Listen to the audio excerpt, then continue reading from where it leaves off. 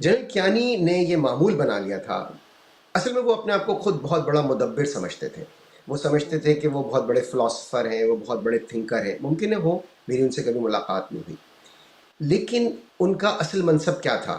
اگر انہیں اتنا شوق تھا کہ وہ فلاسفر کے طور پر جانے جائیں، تو وہ کسی جگہ پھر پڑھتے اور اس کے لیے باقاعدہ تعلیم حاصل کرتے، اور وہ کہیں لیکچرر بن جاتے، پروفیسر بن جاتے، یا واقعی میں کسی تھنک ٹینک میں چلے جاتے.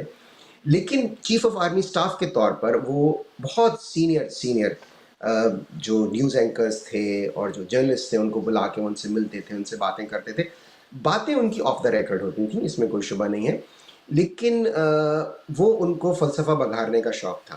اور اس میں سے بہت سے ایسے ہیں اینکرز یا صحافی جو ہمارے بہت اچھے دوست ہیں، لیکن چونکہ ان سے میں نے اجازت نہیں لی ہے کہ میں ان کا نام آن ایئر کہہ سکوں، تو میں ظاہر نہیں کہہ سکتا.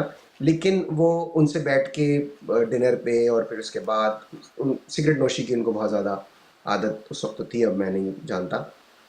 تو وہ پیتے رہتے تھے سگریٹیں اور بولتے رہتے تھے کافی، اور وہ بہت، تو وہ ان کی بس ایک کمزوری تھی. انہوں نے کافی صحافیوں کو بلا بلا کے ان سے بہت باتیں کی.